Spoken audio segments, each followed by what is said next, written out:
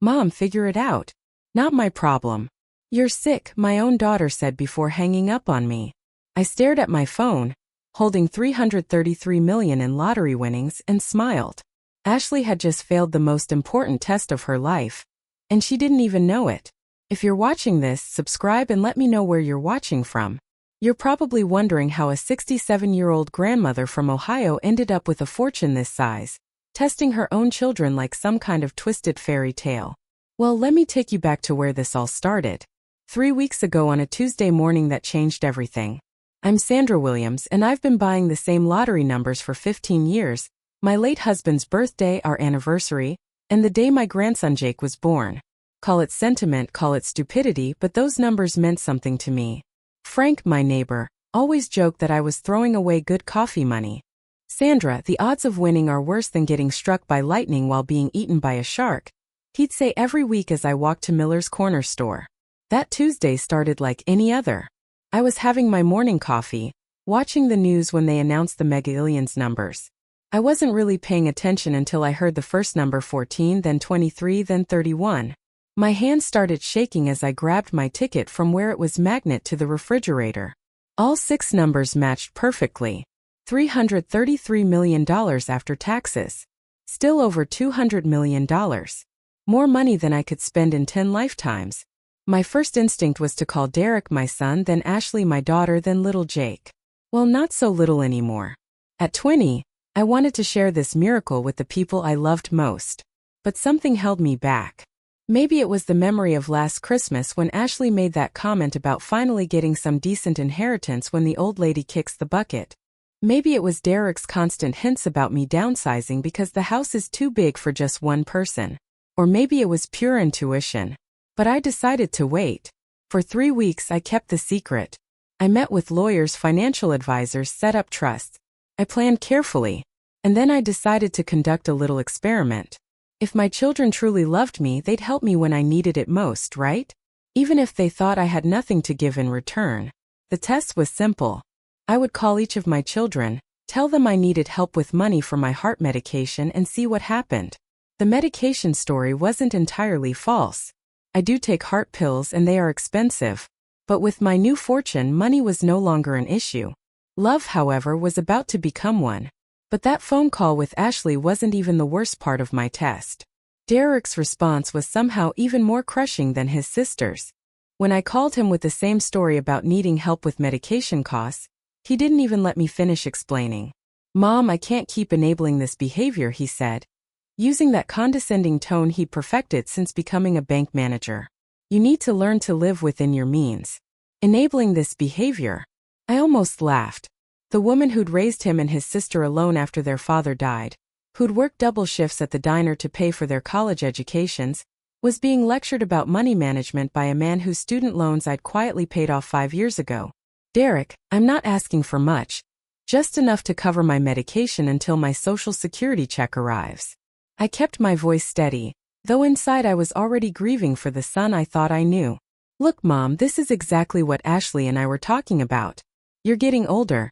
And maybe it's time to consider some changes. Have you looked into those senior communities we mentioned? They handle all your medications, meals, everything. Ashley and I were talking about, so my children had been discussing my future behind my back. How thoughtful of them. Let me think about it, I said, though I'd already heard enough. But Derek wasn't finished delivering his lesson. And Mom, I'm going to have to block your number for a while. Ashley thinks we're being too soft. And maybe she's right. Sometimes tough love is what people need to face reality. The line went dead. My own son had just blocked me rather than help with a prescription. I sat in my kitchen, the same kitchen where I bandaged Derek's scraped knees and helped him with homework, where I'd celebrated Ashley's good grades and comforted her through her divorce. The lottery ticket was still on my refrigerator, worth more than this entire neighborhood. And my own children wanted to ship me off to a nursing home rather than help with medication. But Jake, my grandson Jake, had always been different. He was Ashley's son, but somehow he'd inherited none of her selfishness. He was the one who called just to check on me, who remembered my birthday without Facebook reminders, who still hugged me tight when he visited. Surely he would pass this test. I dialed his number with trembling fingers. He answered on the second ring and I could hear road noise in the background. Grandma Sandra, what's up? His voice was warm, genuinely happy to hear from me. Jake, honey, I hate to bother you, but I'm in a bit of a pickle. I explained the same story about needing help with medication costs. There was a pause and my heart started to sink.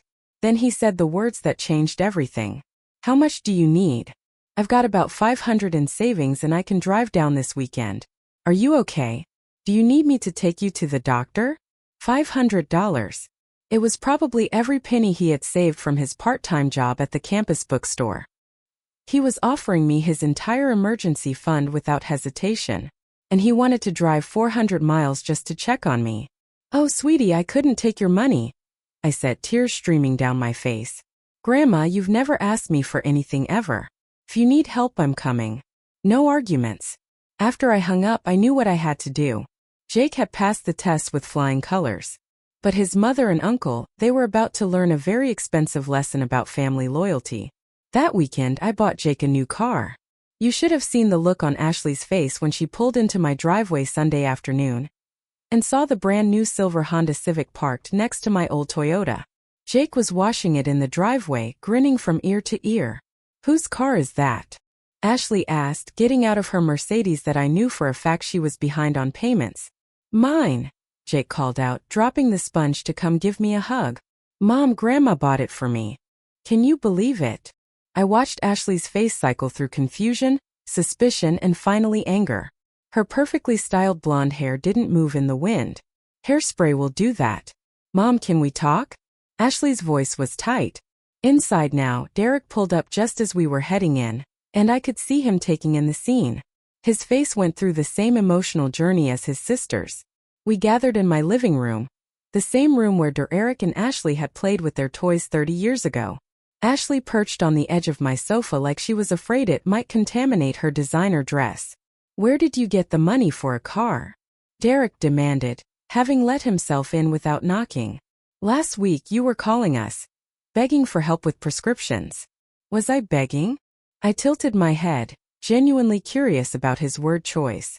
I thought I was asking my children for assistance. Silly me. Don't play games, Mom.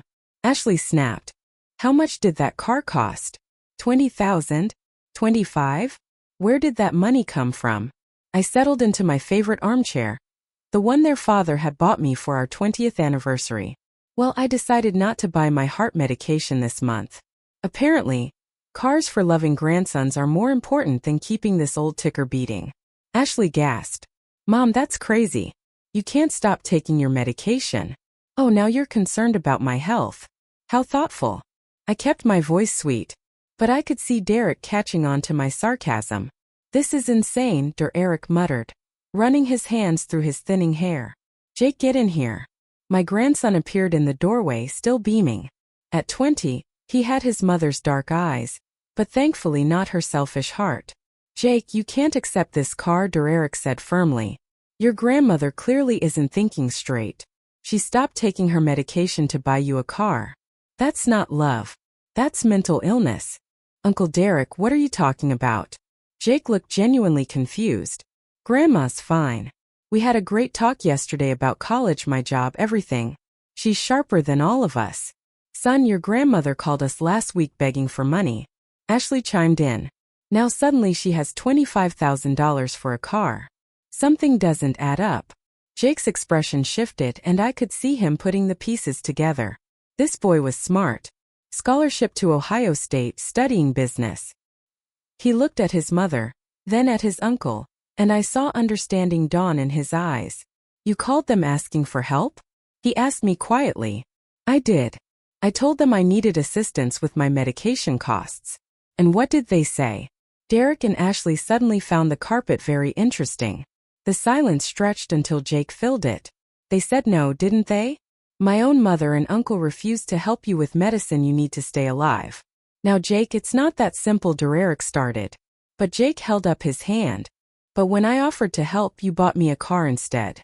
Jake's voice was soft with wonder. This whole thing was a test, wasn't it, Grandma? Smart boy. But his mother and uncle were about to get much smarter too. A test. Ashley's voice rose to that pitch dogs probably found painful. Are you seriously telling me this was all some elaborate scheme? I looked at this woman I'd given birth to with her perfectly styled hair and her designer handbag that cost more than most people's monthly rent. Scheme is such an ugly word, Ashley. I prefer to think of it as a character assessment. Derek started pacing, which he'd done since he was a little boy whenever he was upset. This is manipulation, Mom. Pure and simple manipulation. Is it manipulation when someone shows you their true colors? I asked, keeping my voice calm. I made a simple request for help. Jake immediately offered everything he had and wanted to drive 400 to check on me. You, Derek, lectured me about enabling behavior and blocked my number. Ashley told me it wasn't her problem. Those were your choices, not mine. We had valid concerns, Derek protested. You've been struggling financially, making poor decisions. Have I? I stood up and walked to my desk, pulling out a folder I prepared for this moment. Let's talk about poor financial decisions. Derek, remember when you bought that motorcycle 2 years ago? The one you couldn't afford? Who quietly paid off your credit card debt so you could get financing? Derek's face went pale. Ashley turned to stare at her brother. And Ashley, that spa retreat you took after your divorce when you were getting back on your feet. Who do you think covered your rent for 3 months while you found yourself? How did you? Ashley started then stopped. I know about all of it. Every emergency loan you never paid back. Every favor you forgot to acknowledge.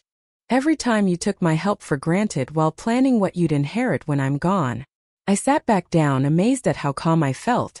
Did you really think I was going to spend my remaining years being treated like a convenient ATM by my own children? Jake was staring at his mother and uncle like he'd never seen them before. You guys have been taking money from Grandma, while complaining about your finances to me, while telling me you couldn't help with my textbooks because money was tight. That's different, Ashley said weakly. How is it different? We're adults with responsibilities. You're a college student. Jake shook his head in disgust. No, Mom. I'm a college student with a part-time job and a grandmother who taught me the value of working for what you want. Unlike some people, Ashley was crying now, but I suspected they were tears of frustration, not remorse. Mom, I apologize if we seemed ungrateful, but you have to understand our position. I'm a single mother. Derek has his own expenses. You have champagne taste on a beer budget, I said simply. And you've both been supplementing your income with my generosity for years while treating me like a burden. So what now? Derek asked, his voice bitter. You're cutting us off, choosing Jake over your own children. I'm choosing kindness over entitlement. Jake has never asked me for anything. Yet when I needed help, he offered everything. You've both asked for plenty, but offered nothing in return. The room fell silent except for Ashley's sniffling. Finally, Jake spoke up.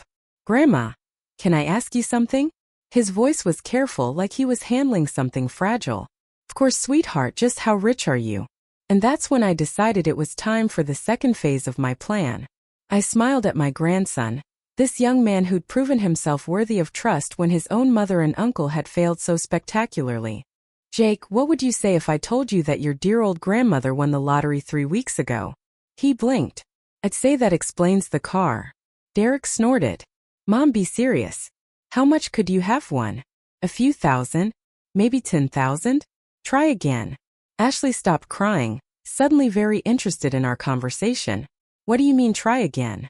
I walked back to my refrigerator and returned with the lottery ticket. The one that had been hanging there for 3 weeks like a perfectly ordinary piece of paper. I handed it to Jake. Read the numbers, sweetheart. Jake looked at the ticket, then at me, then back at the ticket. His face went completely white. Grandma, this is the winning numbers for the Mega Millions jackpot from 3 weeks ago. I finished gently. $333 million. Derek lunged for the ticket, but Jake pulled it back. Uncle Derek, don't. Let me see that. Ashley demanded, but I held up my hand. The ticket is just a souvenir now. The money has already been claimed, invested, and placed in trusts. I settled back into my chair, enjoying the look of pure shock on their faces. Turns out, when you're worth over $200 million after taxes, a $25,000 car is basically pocket change. The silence that followed was magnificent. Derek's mouth was opening and closing like a fish out of water. Ashley had gone from pale to red to pale again. 200 million, Derek finally whispered. give or take a few million in investment returns this week. I couldn't help the satisfaction in my voice. Amazing how the market responds when you have that kind of capital to work with. Ashley found her voice first. Mom, we had no idea when you called asking for help. If you'd known I was rich, you would have helped me. I shook my head. Ashley, do you hear yourself? You would have helped your mother if you knew there was something in it for you. That's not what I meant. She backtracked quickly. Isn't it? I turned to Derek. Son, let me ask you something. If I were still living on my small Social Security check and needed help with medication, would you help me? Derek's pause told me everything I needed to know. I see. I stood up, suddenly feeling very tired. Well, I think this conversation has been illuminating for everyone. Mom, wait. Ashley said desperately. We need to talk about this. We need to figure out how to move forward as a family. I raised an eyebrow. Ashley, 20 minutes ago, you hung up on me when I needed help. Derek blocked my number. Now you want to talk about family? Jake was still staring at the lottery ticket like it might disappear. Grandma, I can't accept this car. Not if this is too much. And that right there was why this young man was about to become my only heir. But Derek and Ashley were about to find out just how expensive their greed had become. Jake, sweetie, you offered me everything you had when you thought I needed help, I said, reaching over to squeeze his hand. That car isn't charity. It's a thank you gift from someone who can finally afford to say thank you properly. Derek had moved beyond shock into what I could only describe as desperation. Mom, I know we handled this wrong, but we're family. We can work through this. Can we? I looked at him steadily. Derek, in the 3 weeks since I won this money, how many times have you called just to check on me? How many times has Ashley? They exchanged glances. We've been busy, Ashley said weakly. But Jake called me twice this week just to chat. To tell me about his classes, ask about my garden, see if I needed anything. I turned to my grandson. And when I said I needed help, what did you do? I offered to drive down immediately, Jake said quietly. With your last $500, I added. Meanwhile, your mother and uncle, who I've financially helped for years, told me to figure it out myself and suggested putting me in assisted living. Derek ran his hands through his hair again. Okay. Yes, we made mistakes, but you have to understand the position we were in. Money's been tight for both of us. Ashley's dealing with single motherhood. I have my own bills. Derek. My voice was sharp enough to cut glass. Stop. Just stop. I walked to my desk and pulled out a thick manila folder. Do you want to know what I did during these 3 weeks while I was planning my little test? I hired a private investigator. Ashley went dead white. Derek took a step backward. I wanted to know exactly how my children were spending money while claiming to be struggling. I opened the folder. Derek, your motorcycle payment is $600 a month. Ashley, your spa visits average $400 monthly. Between the two of you, you spent $2,000 at restaurants last month alone. You had us investigated. Derek's voice cracked. I had my financial situation investigated. You see, when you're worth this kind of money, you want to make sure your assets are protected from people who might take advantage of your generosity. I smiled sweetly. The investigator's report was quite thorough. Jake was looking back and forth between his mother and uncle like he was watching a tennis match. What did the investigator find? Well, your mother and uncle have been living well beyond their means for years. The designer clothes, the expensive hobbies, the luxury purchases, all funded by credit cards, and occasional bailouts from dear old mom. I pulled out a spreadsheet. Over the past 5 years, I've given or loaned your mother and uncle $63,000 combined. Not one penny has been repaid. We would have paid you back, Ashley protested. With what money? You're both barely making your minimum payments as it is. I closed the folder. But here's the interesting part. The investigator also looked into something else for me. Derek was gripping the back of the sofa so tightly his knuckles were white. What else? Your discussions about my estate. Apparently, you've both been quite vocal at family gatherings about how much this house might be worth, how my life insurance policy would help with your financial situations, and how it would be such a relief when I finally, what was Ashley's phrase, stopped being a burden and made you both rich. The silence that followed was so complete I could hear the old grandfather clock ticking in the hallway. Jake stood up slowly. You said that about Grandma, Mom, how could you? But I wasn't done yet. The real revelation was just beginning. The investigator also discovered that Derek has been telling people I'm developing dementia. I continued, watching my son's face crumble. Apparently, you've been setting the groundwork to challenge my mental competency should I ever change my will. Jake whirled around to face his uncle. Uncle Derek, please tell me that's not true. Derek's silence was answer enough. Oh, but it gets better, I said, pulling out another document. Ashley, you've been researching guardianship laws, not out of concern for my well-being, but because you found out that if I'm declared incompetent, you and Derek could potentially gain control of my assets as my closest family members. Ashley's face had gone from red to gray. Mom, I never. That's not save it, dear. I have documented evidence. I held up my phone. Amazing what technology can do these days. The investigator gathered quite a comprehensive file on both of you. You had us followed. Derek's voice was barely a whisper. I documented my children's behavior toward their elderly mother. Yes, including the conversation where you both discussed how much easier your lives would be if I had a stroke or heart attack. I set the phone down gently. That was particularly enlightening. Jake sat down heavily in the chair across from me. I think I'm going to be sick. Don't worry, sweetheart. The good news is that your inheritance is secure. I smiled at him. The bad news for your mother and uncle is that I've taken steps to protect myself and my assets from any future manipulation attempts. Derek found his voice. What kind of steps? Well, first, I've had myself thoroughly examined by 3 different doctors and a psychiatrist. All have declared me completely mentally competent. Those reports are on file with my lawyers along with detailed video testimonies about my decision-making process. I was rather proud of my thoroughness. Second, I've restructured my entire estate. Jake is now my sole heir. Ashley made us sound like a wounded animal. And third, I continued enjoying their horror. I've decided to have a little fun with my newfound wealth. Derek, Ashley, you're both going to experience firsthand what it feels like to lose everything. What do you mean? Ashley asked, though I could see she already suspected. Your creditors received some very interesting phone calls this morning. The color drained from both my children's faces so quickly, I thought they might faint. Mom, what did you do? I paid off all your debts, I said simply. Derek's motorcycle loan, Ashley's credit cards, both of your car loans, all of it. Ashley grabbed Derek's arm. Wait, that's good news, right? Mom, thank you. I didn't pay them off as gifts, dear. I leaned back in my chair, feeling more powerful than I had in years. I bought all your debts from your creditors. Every single one. Derek was doing rapid calculations in his head. You can't do this. There are laws about predatory lending, family exploitation. Actually, there aren't any laws against purchasing legally held debt, even from family members. I'd done my research thoroughly. My lawyers assure me this is completely legal. Unusual perhaps, but legal. Jake was staring at me with a mixture of admiration and concern. Grandma, what does this mean? It means, sweetheart, that your mother and uncle now owe me instead of their various creditors.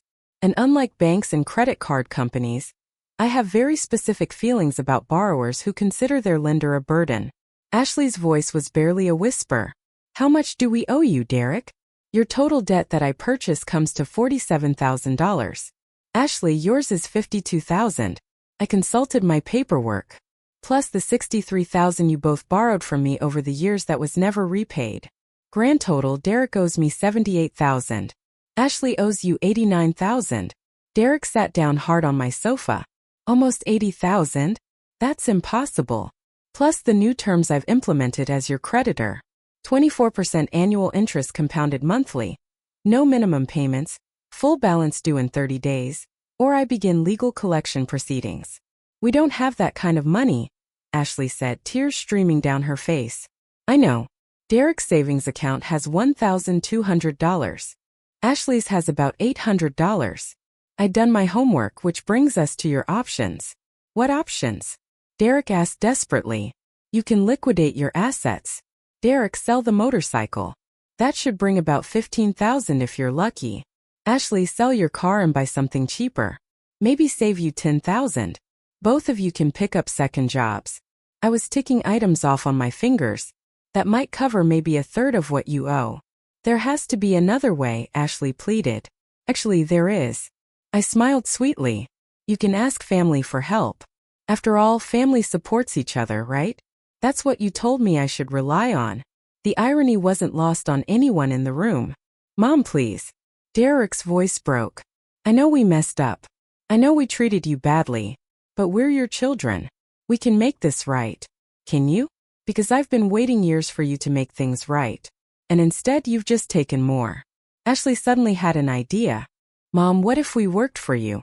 We could be your assistants, help manage your finances, take care of the house. I almost felt sorry for her. Almost. Ashley, sweetheart, you want to work for me?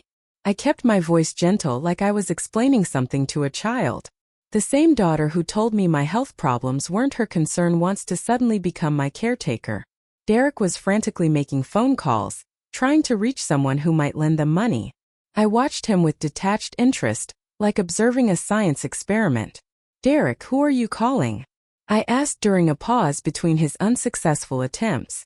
Anyone who might help us? Our friends, extended family, people from work. And what are you telling them? He paused, realizing the trap. I'm telling them we need financial help, just like I needed help with my medication. I nodded thoughtfully.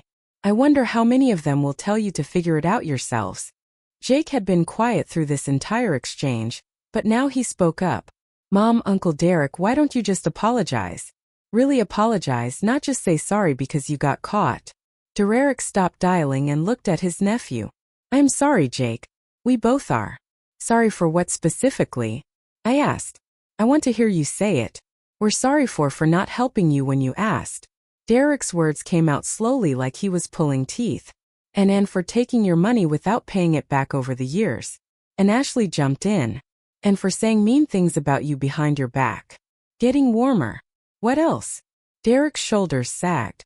For planning to have you declared incompetent so we could control your money. For discussing how much easier our lives would be if you died. The words came out in a rush, like he was ripping off a bandage. I nodded approvingly. Very good. Now was that so hard? Does this mean you'll help us? Ashley asked hopefully. Help you what? Pay debts you legitimately owe? Why would I do that? I tilted my head. Ashley, when I needed help with my medication, what did you tell me? Her face crumpled. I told you to figure it out. Exactly. So now I'm telling you both the same thing. Figure it out. Derek's phone rang and he answered it desperately. Hello. Yes, this is Derek Williams. A pause. No, we're not asking for money for drugs or gambling. We need help with legitimate debts. Another pause. Longer this time. What do you mean? What have I done to deserve help? I'm family. I could hear the voice on the other end getting louder. Derek held the phone away from his ear. They hung up, he said in disbelief. How strange, I commented. Family refusing to help family in need. Who would do such a thing? But I wasn't finished with my lesson yet. The best part was still coming. Derek, Ashley, I have a confession to make. I stood up and walked to my kitchen, returning with a bottle of champagne that had been chilling in my refrigerator. I've been planning this moment for 3 weeks, and I think it calls for a celebration. Jake watched me pop the cork with practiced ease. Grandma, what are you celebrating? The fact that your mother and uncle are about to learn the most expensive lesson of their lives. I poured myself a glass and raised it in a toast. To family loyalty, may it be treasured by those wise enough to value it. Mom, what are you talking about? Ashley asked. Sit down, both of you. I want to tell you about the rest of my plans. I settled back into my chair with my champagne. You see, buying your debts was just the beginning. Derek gripped Ashley's hand. What do you mean the beginning? Well, Derek, remember your friend Mike from the bank? The one you've been telling about my supposed dementia? I sipped my champagne slowly. Turns out Mike did some research into my finances when he heard you might need help with guardianship proceedings. Derek went very still. What kind of research? The kind that involves public records, lottery winner databases, and financial filings. Mike discovered something very interesting. I paused for effect. He found out about my lottery win. No, Ashley whispered. Oh yes. And Mike, being the upstanding citizen he is, contacted several people at the bank to share this fascinating information. I was thoroughly enjoying their horror. By now, everyone in your professional circles knows that Derek and Ashley Williams' mother won $300 million, and they were trying to have her declared incompetent to steal it. Derek's face had gone completely white. They don't know the whole story, don't they? Because the story they heard is that a loving mother helped her children financially for years, won the lottery, and instead of being grateful, they plotted to have her committed so they could steal her money. I took another sip. How do you think that's playing at your workplaces? Ashley was crying again. Mom, Derek's job, my reputation. Everyone will think exactly what they should think. I interrupted that you're both greedy, ungrateful people who tried to take advantage of your elderly mother. Jake was staring at me with something approaching awe. Grandma, you orchestrated all of this, didn't you? Orchestrated is such a dramatic word. I simply allowed your mother and uncle to show their true colors, then made sure the appropriate people knew about it. I smiled at my grandson. Jake, would you like to know what you're inheriting? His eyes widened. All of it. Every penny, but more importantly, you're inheriting something your mother and uncle will never have again. I raised my glass once more. A family member who trusts you completely. Derek and Ashley were about to discover that money was the least of what they'd lost. The trust documents were signed this morning. I continued, savoring every word. Jake receives everything when I pass away, but there's more.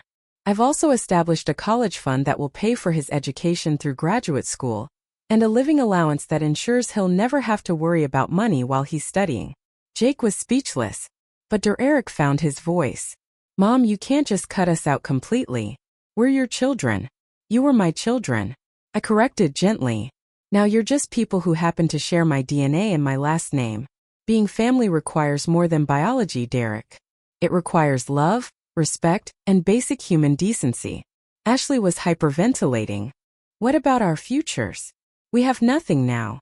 You have exactly what you gave me when I needed help, I said simply. Nothing. I walked to my desk and pulled out one final document. However, I'm not completely heartless. I've made arrangements for both of you. Derek's head snapped up. What kind of arrangements? I've arranged for you to have jobs. I handed him the paper. Derek, there's a dishwashing position available at Miller's Diner, where I used to work double shifts to pay for your college. Minimum wage but honest work. Derek stared at the job application like it was written in a foreign language. And Ashley, I've spoken to the manager at the local grocery store. They need someone for the overnight stocking shift. Again, minimum wage, but it's employment. You want us to work minimum wage jobs? Ashley's voice was shrill. I want you to understand what it feels like to work for every dollar, while people you love treat you like you're worthless. I sat back down, feeling lighter than I had in years. Consider it character building. Jake finally found his voice. Grandma, I don't know what to say. Say you'll use this money wisely. Say you'll remember that wealth doesn't make you better than other people. It just gives you more responsibility to be kind. I reached over and squeezed his hand. Say you'll never take family for granted the way your mother and uncle did. I promise, he whispered, tears in his eyes. Derek made one last desperate attempt. Mom, please. We'll do anything. We'll pay you back every penny.